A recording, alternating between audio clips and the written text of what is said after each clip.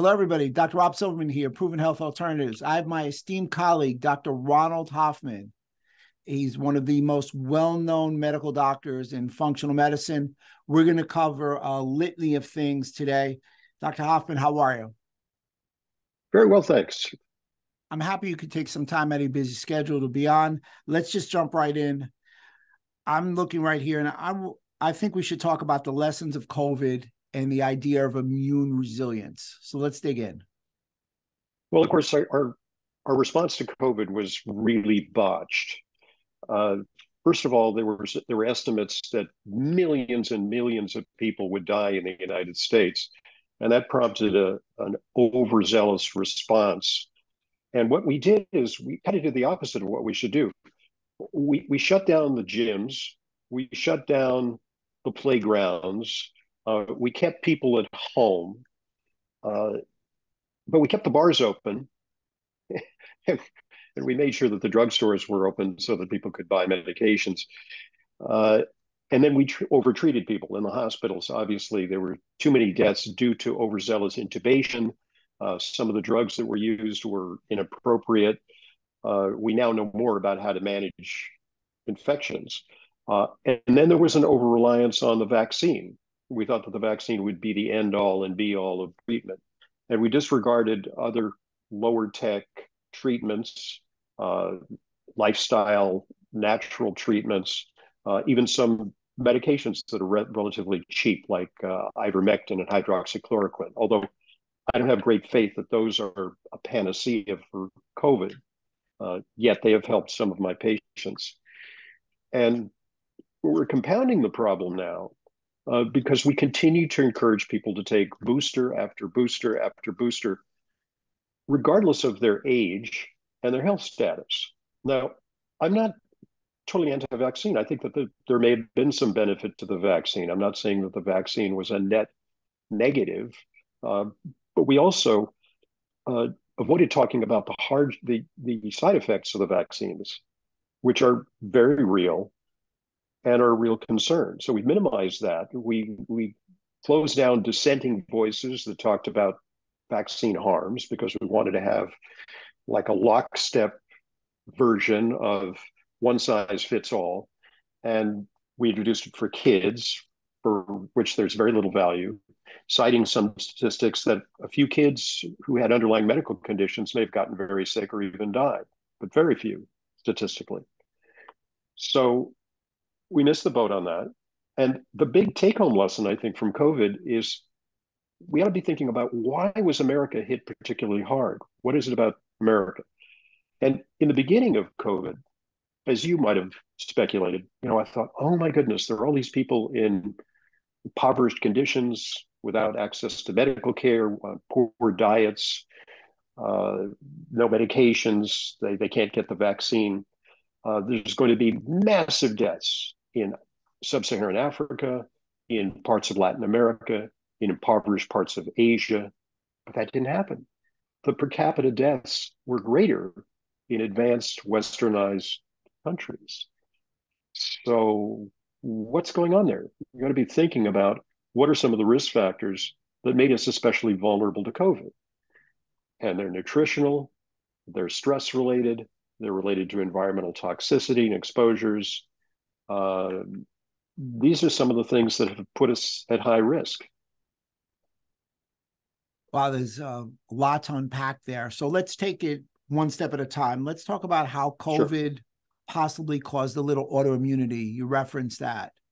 And then we'll dig into what our other options are. But how did that happen? I mean, what's the problem with the American health population? Well, I think a lot of people exist in an immune suppressed or pro inflammatory state. I also think that to weather a serious infection, your circulatory system gets revved up, you have a fever, and a lot of people are sort of poised on the precipice of cardiovascular problems. They have hypertension, they have diabetes, they have arteriosclerosis, and these are the people who are most vulnerable. Uh, we also have an aging population who are frail. They're frail because they're inactive, they're frail because their nutrition is poor, they rely on poor quality foods, and of course, they're very vulnerable. And potentially people are over medicated in this country. There are a lot of people taking immunosuppressive medications for organ transplants, but also people who've undergone cancer treatment, and even people who have conditions like rheumatoid arthritis, multiple sclerosis, uh, even psoriasis, because we now tell people to take powerful immunosuppressive drugs for a cosmetic problem. I mean, look, I'm not going to minimize the importance of psoriasis, but there's a lot of people who are on polypharmacy in this country, Mm. and those are people who are sort of the walking wounded who might be more vulnerable. Yeah, I mean, it's interesting. There's a lot of data that really reveals exactly what you say. It echoes it in that one of the side effects to contraction of COVID was autoimmunity.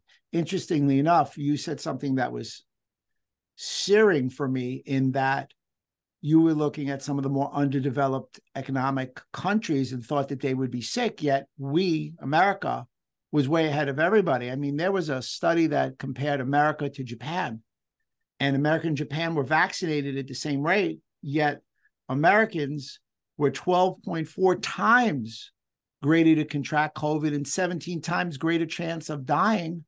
But when you broke those numbers down, and I'm hoping you can piggyback on this, American men were 7.4 times more likely to have obesity than their Japanese counterpart, and women were 10 times more likely than their female counterparts.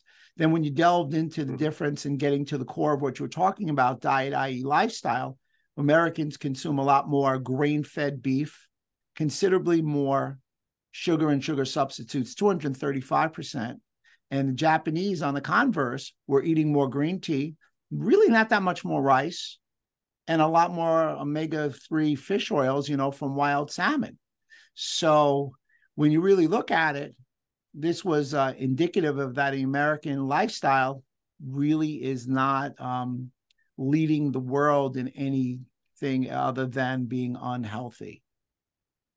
I think you summed it up very nicely, and you wrote about it in your book, for which I interviewed you. And kudos to you for pointing out some of the factors that underlie immunity and that help us with our resilience. I think the key word is resilience, and we're not very resilient. Right. And let's expand upon that a little bit. For me, resilient is the key to the immune system. It should be flexible. It should be able to produce antibodies to new infections. It should differentiate from cousins in infections. I know our viewers really, immune resilience isn't new, but they'd really like your take on why Americans are not immune resilient and what it really means. Well, we often talk about boosting immunity. In fact, that's how they pitch certain supplements. They say it's an immune booster, but the immune system is not like a dimmer switch, where it's high or it's low. If you can do a thought experiment, it's more like a dimmer switch in 100 different dimensions, where certain things are high, but that may suppress an autoimmune response. That's good. Certain things may be low, uh, but that may tamp down the immune system. So we need a very supple response. Uh, there's a lot of difference between maximal defense versus an overexuberant defense, such as we saw in patients who were very sick, the so-called cytokine storm, where they were confronted by a virus which made some people a little bit sick. It was no worse than an ordinary flu, whereas other people went down that chute, that slippery slide towards uh, being put on a ventilator and put in the intensive care unit. And those are the people with an overexuberant immune response that wasn't properly regulated. As you suggest, we need a regulated immune system, kind of Goldilocks immunity, we call it. Outstanding way to describe a Goldilocks immunity. Excellent. Could you describe how the immune system's supposed to work for our viewers, when it sees a foreign pathogen like a virus and even a new one like COVID-19? Well, to simplify it, there is what's called the innate immune system, which is the defenses that you have at the surfaces in your nasal passages, in your mouth, in your tonsils, mucous membranes, the vagina, the urethra, all the even our eyes, and then in our GI tracts as well as in our lungs. And this is an immune system that is kind of doesn't discriminate in terms of invaders and offers, I mean, even our tears, our saliva, our mucus has properties like IgA, immunoglobulin A, which help us repulse invaders. Okay, so that's there. But for a lot of people, that's broken down because air pollution, chemicals might damage your local immune response in your nose, for example. Smoking can certainly do that, will lower your barriers. And then there's a learned immune response, which involves T cells and B cells. And that's something that vaccines hopefully activate, but also a prior history of infection teaches our immune system that, oh, okay, here's a pathogen, and we want to build our defenses to it. It's only when we don't have this learning of our immune system, for example, when the conquistadors came to America and encountered Native Americans, they had no memory of simple infections like the measles, and they died in droves. So this is really very nuanced, complex. I think we're only scratching the surface of our understanding of it. And oh, by the way, there's something called psychoneuroimmunology. There's a brain immune system connection.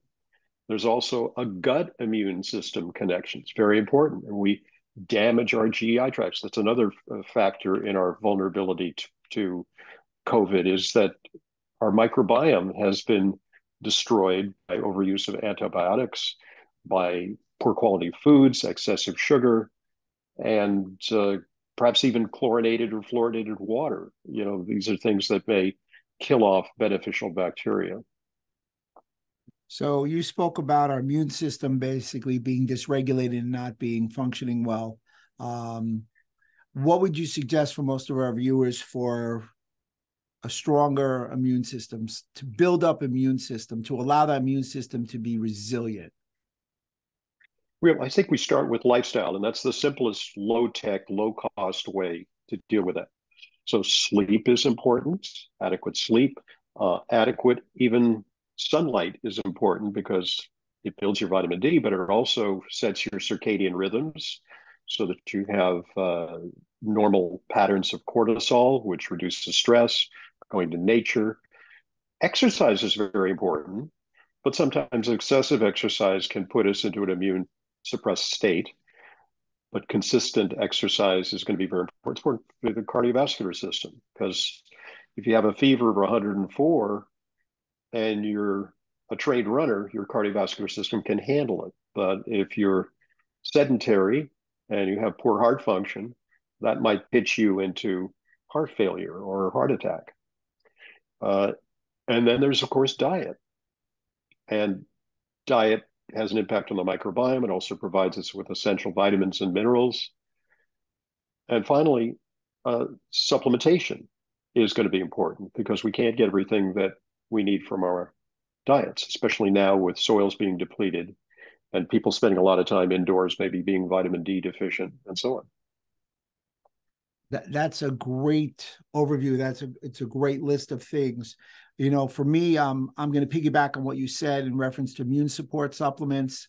I'm a big proponent of the basics, and we've talked about this before, and you're a leader with this. I mean, you were right on the leading edge on which supplements as an option or as a medically adjacent to the vaccine: vitamin C, zinc, mixed mushroom complex.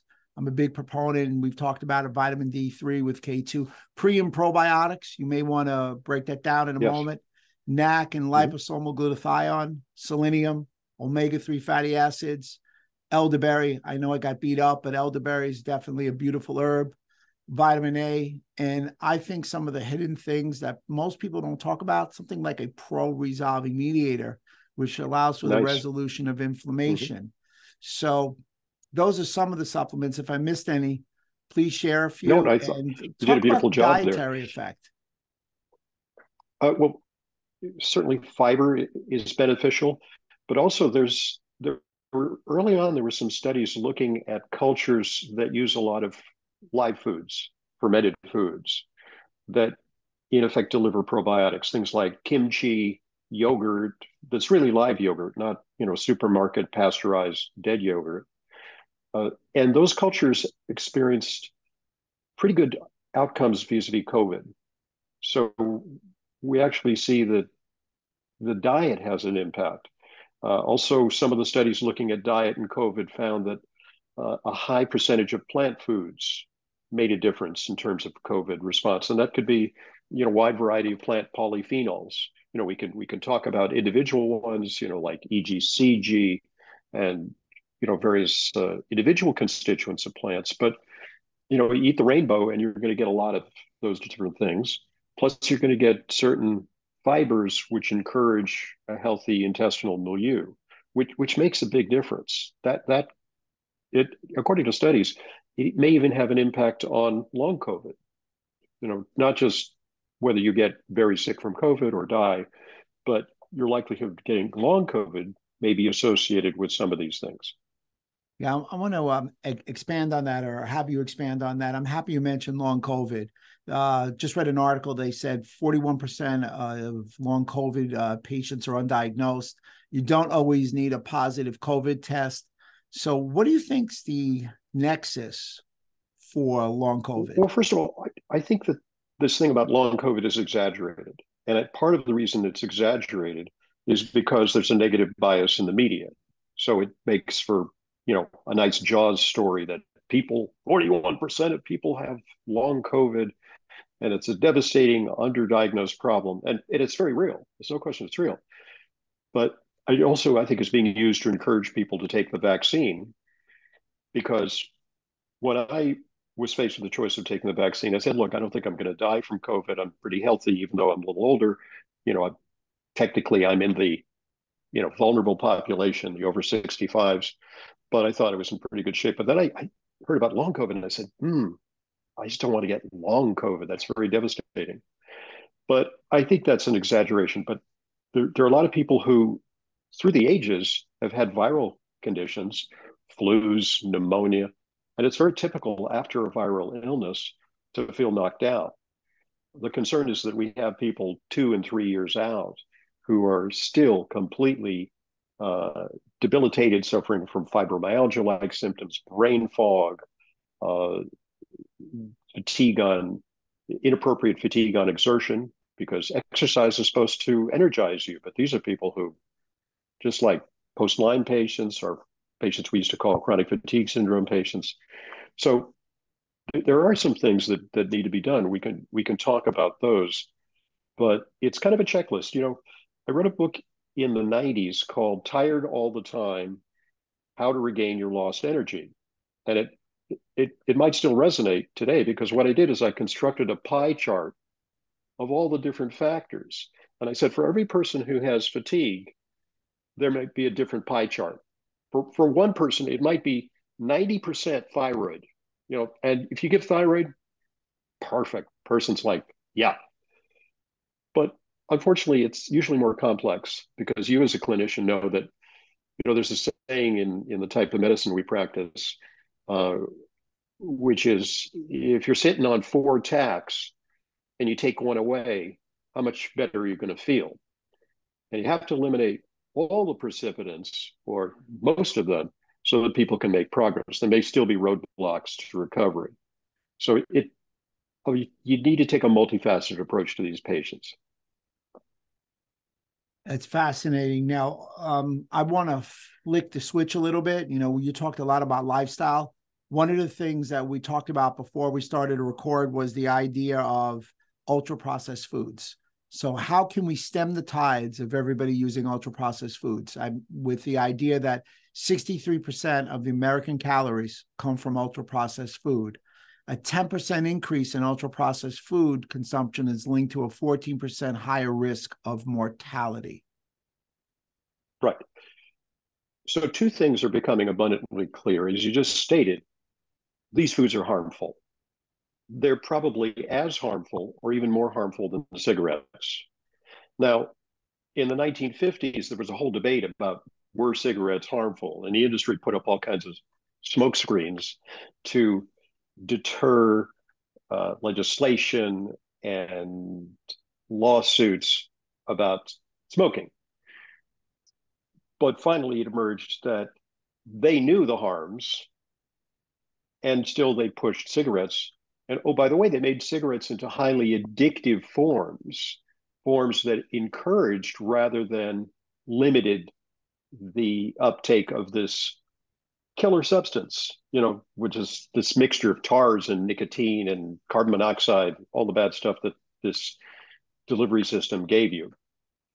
By analogy, we now have the goods on ultra processed foods. As you mentioned, they're very harmful. They lead to obesity, diabetes, cardiovascular disease, gastrointestinal ailments, autoimmunity. I mean, you name it, virtually everything in terms of on the degenerative side.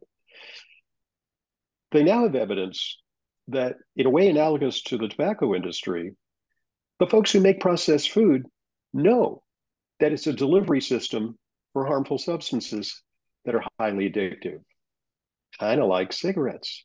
And I think that may be the key to what will transpire in the future, because just as they took down the tobacco industry, and just as they took down the makers of oxycodone and things like that for marketing killer drugs that they knew were addictive, but they concealed it, there's a precedent for this. And I think that enterprising class action lawyers, I'm no great fan of lawsuits and lawyers, but I think that that may be a tool, and coupled with legislators, but also with education. I think we need to educate the public about this and message about this. But it's hard to message about something that's so addictive.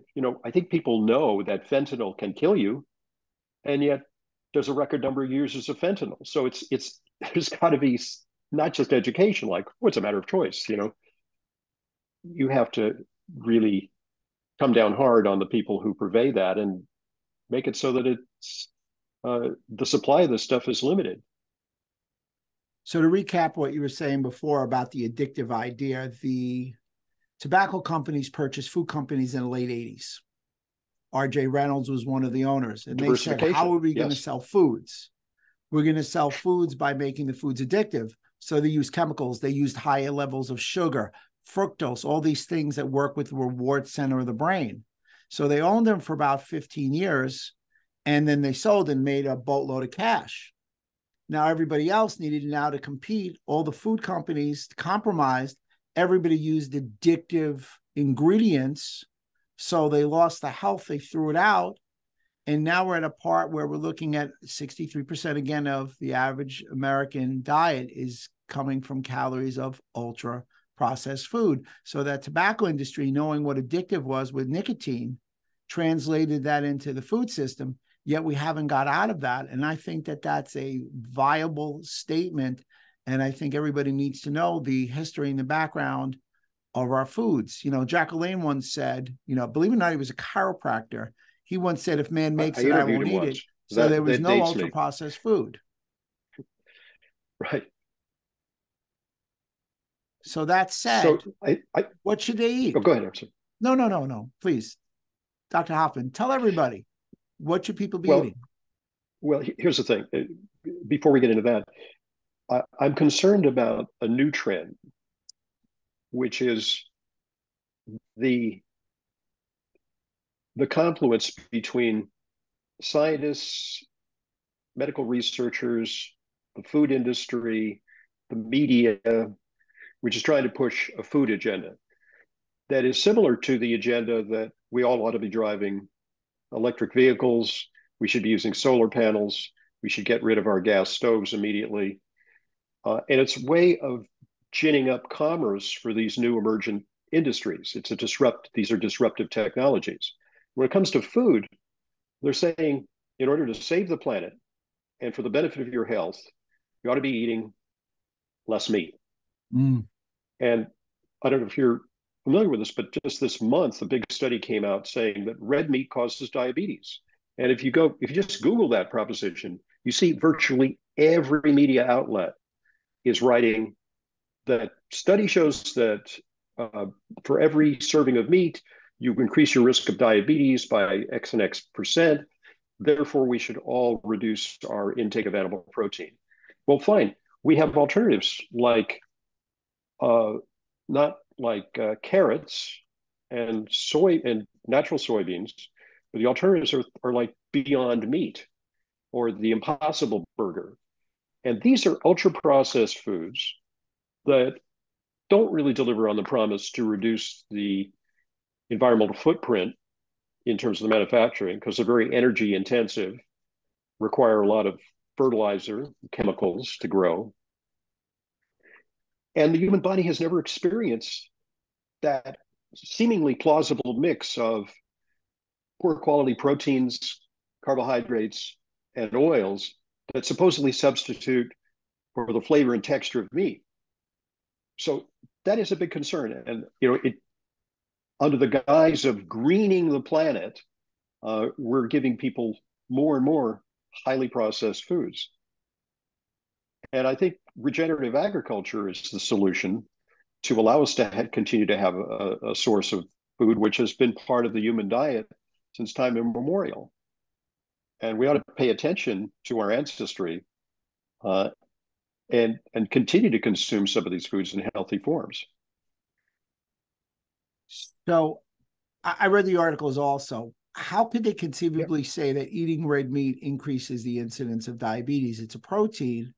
Diabetes are based on sugar and the inability of Well, to I think regulate I sugar. didn't look at the study because it was paywalled, and I refused Mm. to pay, $75 just to read a study.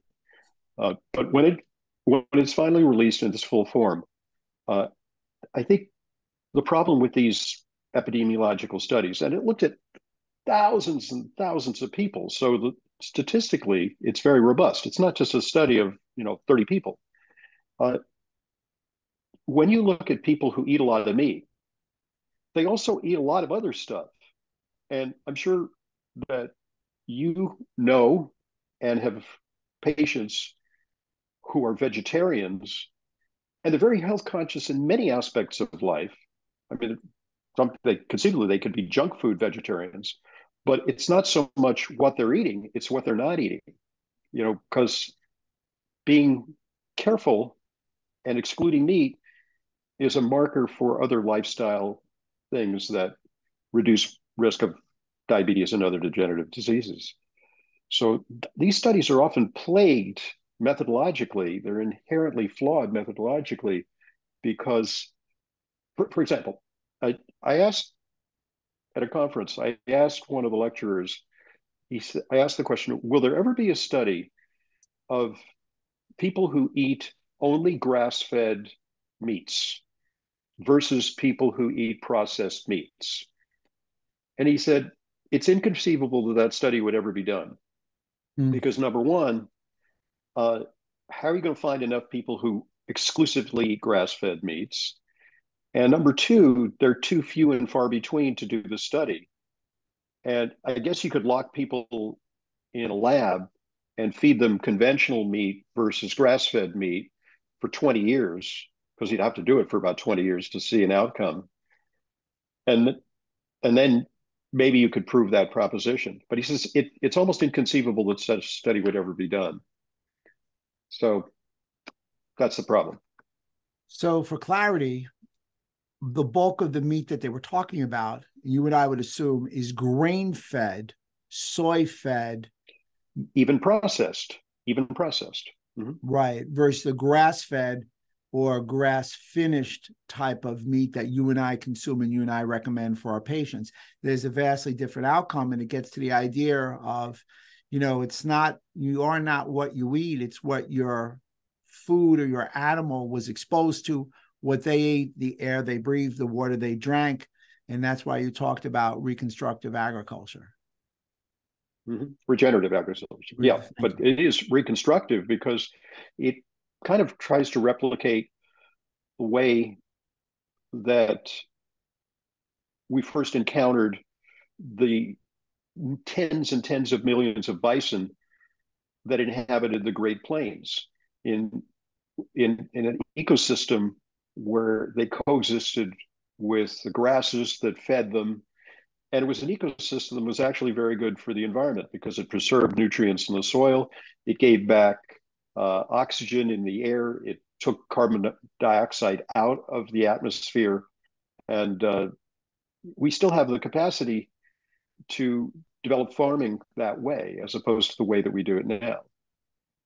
Let's talk. Let's change gears again. Love to cover a lot Sure. in a short period of time. Let's switch gears, change directions, and let's talk about the topic of 2023 and beyond. It's an incisive topic without question. Let's talk about longevity and see how longevity fits into our practice armamentarium, i.e., our functional medicine model. Okay, well, there's two ideas about longevity. One is that we can extend life, and we are doing it by vanquishing some of the killer diseases. We're curing some cancers. We're detecting cancer earlier. That's part of it.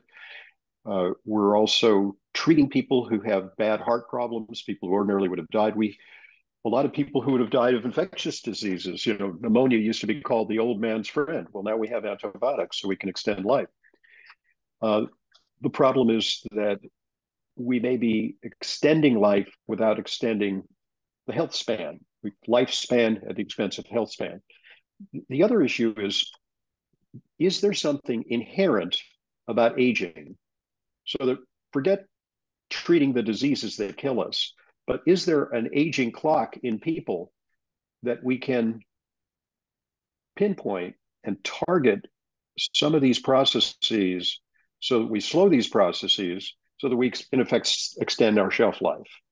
And I think that's the cutting edge of longevity research these days. You know, is it about antioxidants? Is it about the mitochondria? There are many theories about this. Is it about immunosenescence, the decline of the immune system inexorably? Is it about problems with DNA replication? Because we know that that process breaks down as you age and repair slows. So scientists are looking very intensively at this problem. But then the question is, how long can we extend life? Do we have infinite prospects, or is there some sort of limit to that? And that's something that we don't know yet. That's interesting because there are some people out there that say they're going to live to 120. I've heard a few people. Be careful what you wish for.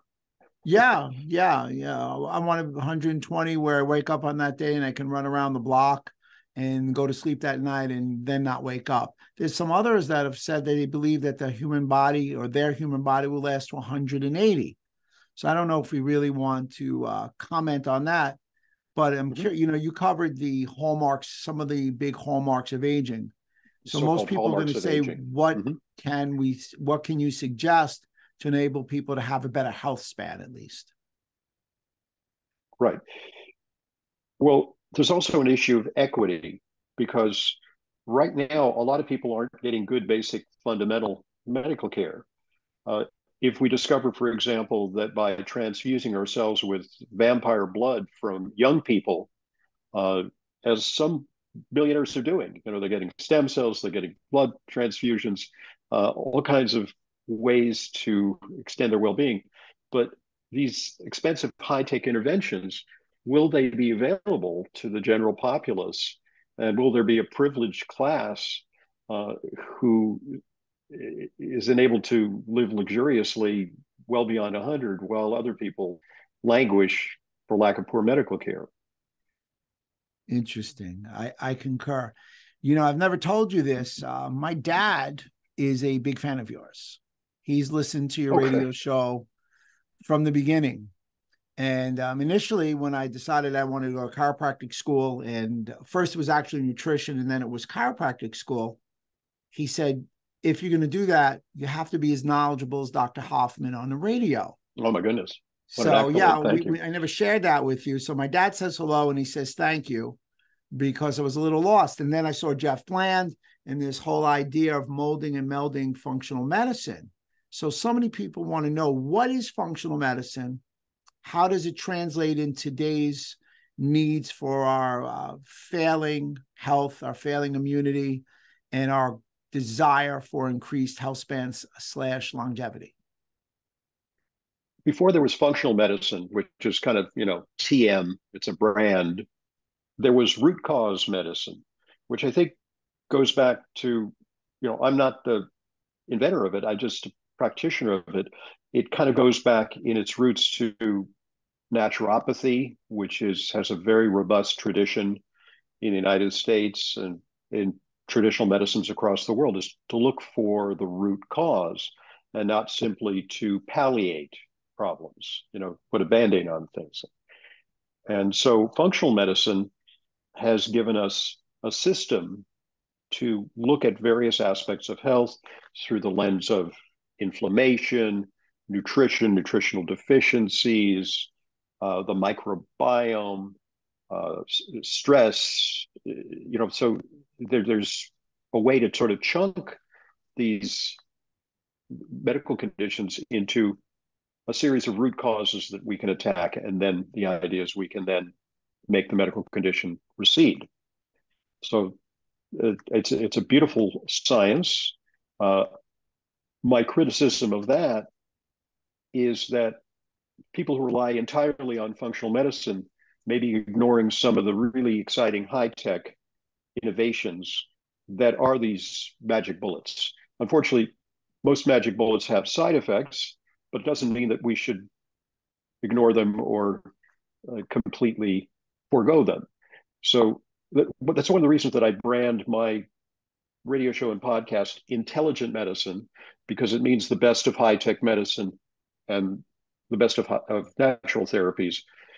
And I sometimes I critique both, because I think some of the natural therapies are unnecessarily convoluted, and that there may be a quick way, maybe there's a surgical fix, or maybe there's a medication that can address the problem.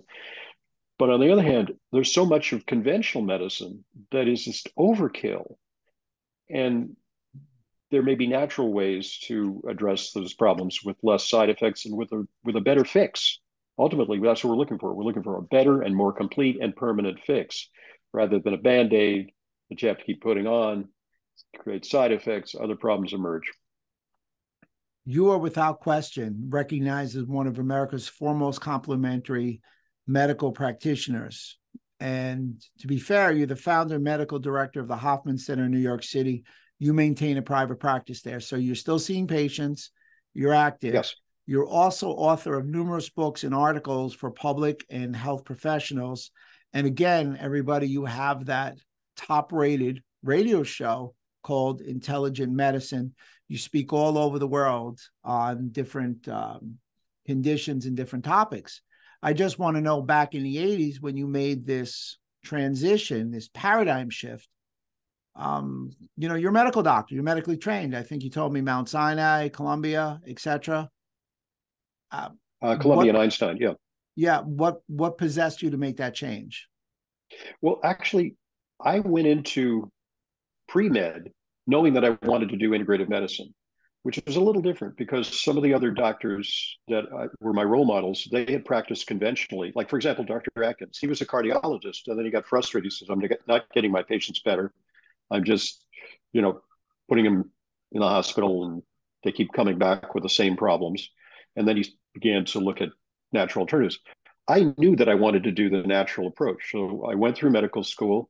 I kind of was a little bit of a stealth medical student, because I had to keep it a little undercover. And then when I got out, I did some basic training at NYU, Bellevue, and Manhattan VA. And then when I was asked, what sort of fellowship do you want to go into? I said, no, I just want to go and practice. And they said, oh my goodness, you have a great medical career ahead of you. So what type of practice you're going to go into? And I said, well, nutrition and integrative medicine. And I said, oh my goodness, why would you want to throw away such a promising medical career to do that? And it was kind of a leap of faith, but I'm so happy I did it, because I had a very, very fulfilling career, and I think I made a difference for a lot of people. So that's how it developed in the 1980s for me. Well, I'm happy you decided that, because, now I'm one of your disciples, and I hope to be part of your cadre in the near future. In that, a very gifted disciple, I might add, because you wrote a wonderful book. You mentioned your book to remind the listeners, because it's a book that I was contemplating writing during COVID. We had a lot of time on our hands, and I wrote a lot of stuff. And you managed to make it go to fruition. So that's quite the accomplishment. I The book appreciate I would that. have It's called The wished I Moon would have Road. written. It's an Amazon bestseller. Um, People are going to want to be able to get in touch with you. So as we close up, Mm-hmm. how can they get in touch with you? Where you're located? So the best Remind way them about the is, radio yeah, show. thank you for that. It drhoffman.com. And I know you're a reader of my newsletter, so go to drhoffman.com. You can subscribe to the newsletter and you'll get free content every week. And some of it you may say, yeah, I'm not interested in that subject, but from time to time, a subject will really resonate for you. So, for example, this week, we're writing about hydration. So, the importance of hydration, which we didn't mention during this podcast, but that is a main big factor, surprisingly big factor in avoiding not just discomfort. It's not just about optimizing. It literally could be a matter of life and death, according to recent studies. Fabulous. Now, how many years you've been practicing integrative medicine? Since 1984, which would take us back almost, well, next year will be my 40th anniversary. Yeah. Wow, fabulous. Well, I can tell anybody, you're a New York City guy. I really appreciate that. Anybody who needs some integrative help, Dr. Hoffman's the guy. Numerous books, great radio show, prolific as the day is long. I'm honored to have you. I look forward to having you back again. My name is Dr. Rob Silverman, Dr. Ronald Hoffman, Proven Health Alternatives. Thanks for having me on, Rob. I really enjoyed the conversation. It's been my pleasure.